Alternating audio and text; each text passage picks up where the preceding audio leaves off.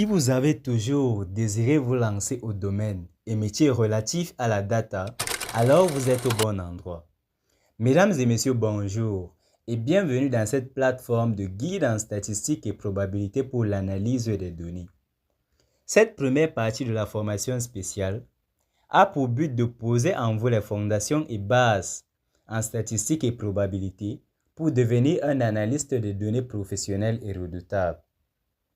Tout au long de cette formation, nous allons tour à tour explorer les fondations théoriques pour comprendre la donnée et sa structure, passer à la visualisation et distribution des données en ressortissant l'art de voir les données, parler des probabilités, ce langage de l'incertain, débattre sur la statistique inférentielle, c'est-à-dire passer de l'échantillon à la population, mettre en lumière la corrélation-régression en modélisant les différents types de relations et enfin parler des séries temporelles, qui est l'analyse et la prédiction dans le temps. En première semaine, parlant des fondations théoriques, nous avons au programme la mise au point de la différence entre statistiques inférentielles et descriptives, les différents types de données et échelles de mesure.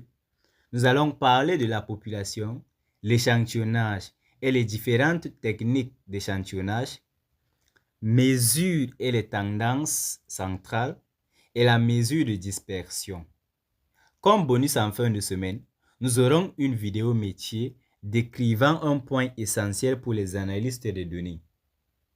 La deuxième semaine, nous entrerons plus en détail sur l'aspect de la visualisation et distribution des données en apprenant à lire et interpréter les histogrammes, en identifiant les quartiles des box plots et en détectant les outliers, c'est-à-dire les valeurs extrêmes qui peuvent potentiellement constituer nos données récoltées.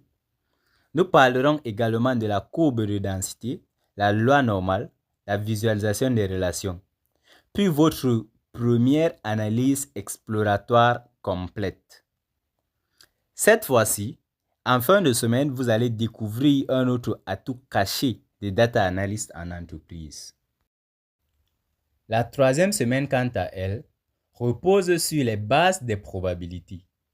Et dans cette semaine, est prévu les probabilités conditionnelles et indépendance, le théorème de Bayes, un point vraiment très important qui va mettre en lumière nos croyances erronées sur les probabilités.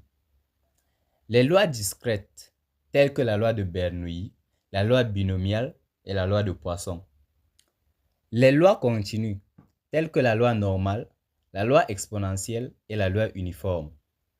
En fin de semaine, nous allons débattre sur les soft skills nécessaires pour les data analystes professionnels.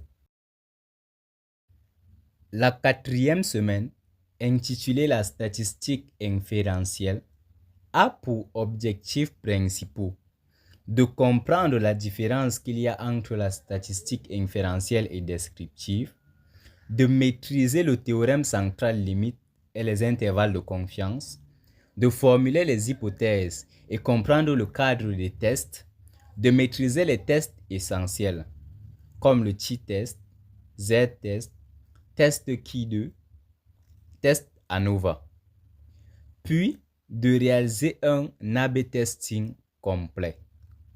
En fin de semaine donc, la vidéo métier aura pour but de mettre en lumière les enjeux que rencontrent les débutants analystes sur tous les plans.